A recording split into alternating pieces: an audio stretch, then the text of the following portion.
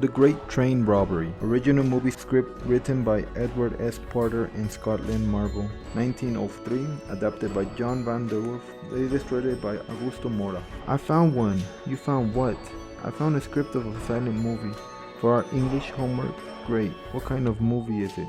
It's a western from more than 100 years ago. Wow, that's amazing. Where did you find it? On the internet. The original movie was only 12 minutes long. I think we should read it. I'll read the first scene and then you read the second, me the third, and so on, okay? Sure, that sounds fine to me. Scene 1. Interior of Railroad Telegraph Office.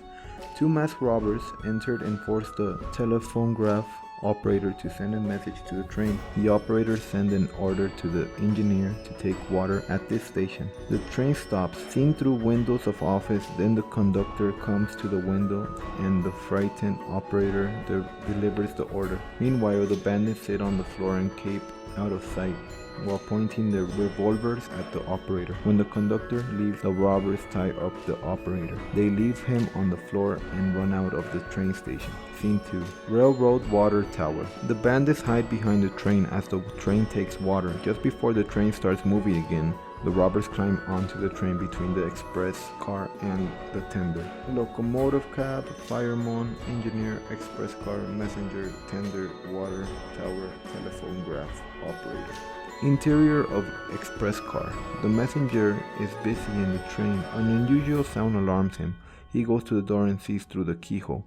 Two men are trying to get in. He quickly locks the safe containing the valuables. Then he throws the key out of the open window and hides behind the desk. The messenger has a revolver in his hand. In the meantime, the two robbers succeed in breaking down the door of the express car. The robbers enter cautiously. The messenger shoots him and a desperate pistol duel takes place. The messenger falls to the floor. One of the robbers stands watch while the other tries to open the safe.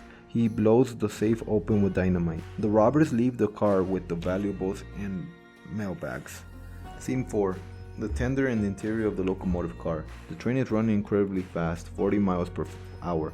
Two of the bandits climb over the tender. One of them holds up the engineer while the other covers the fireman. The fireman takes a coal shovel and climbs up the tender. A desperate fight takes place. The fireman and the bandit fight all over the tank and almost fall over the side of the tender. Finally, the bandit wins the fight and throws the fireman off the moving train. The bandits then make the engineer stop the train. I read that this was the first time in cinema history that a man fell from a moving train. They used a dummy, of course, a dummy, yes, a big dog with not a real person. How fast did the train go? 40 miles per hour, that's like 65 kilometers per hour. Incredibly fast for that time. Anyway, I'll continue reading the script. Scene 5 shows the train coming to a stop. The train comes to a stop. The engineer is forced to get down from the locomotive in a couple away from the train. The locomotive moves about 100 feet away from the rest of the train. Scene 6. Interior scene showing train. The bandits force the passengers to leave the coaches with the hands up. The robbers take their valuables. One of the passengers tries to escape, but the bandit shoots him in the back. The bandits terrorize the passengers by firing their revolvers in the air while they're making their escape to the locomotive. Scene 7. Locomotive. The desperados get on the locomotive with the valuables, force the engineer to start and disappear into the distance. Scene 8. In the country. The robbers stop the engine several miles later. They leave the train and run quickly down a hill. Scene 9. A valley. This is a beautiful scene in a valley. The bandits come down the side of the hill across a narrow stream. Their horses are waiting for them. They ride into a forest. Scene 10. Interior of telegram office. The operators lie on the floor, trying to escape. He stands up with difficulty. He leans up on the table and the telegraph for assisting by manipulating the key with his chin. Then he faints from exhaustion. His little daughter enters. She cuts the rope, throws a glass of water in his face, and restores him to consciousness. He runs out to give the alarm. Scene 11. Interior of a tropical western dance hall.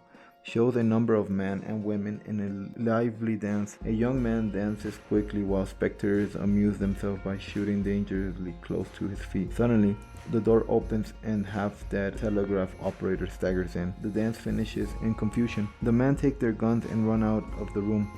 Wait a second, what's up? These people were crazy. They shot near the man's feet. That's horrible. I agree. I don't know if people really did that or if it was just for the movie. You know, sometimes people do things in the movie that don't normally happen in real life. Okay, you're right. You can continue reading, but I won't read on now. Why not? Because it's your turn to read. Scene 12, a hill. The robbers are riding down a hill on horseback at a terrific speed. Large posters follow them. Both parties fire their guns as they ride. One of the desperados is shot and falls from his horse, staggering to his feet. He fires at the nearest pursuer, and he collapses a moment later. Scene 13, in a forest. The three remaining bandits think the posters has left are in the forest. They look around carefully and they start to examining the contents of the mailbags. However, the posters has followed them and the angry men surround the robbers. A desperate battle then takes place and all the robbers and some of the posters bite the dust. Scene 14, Barners.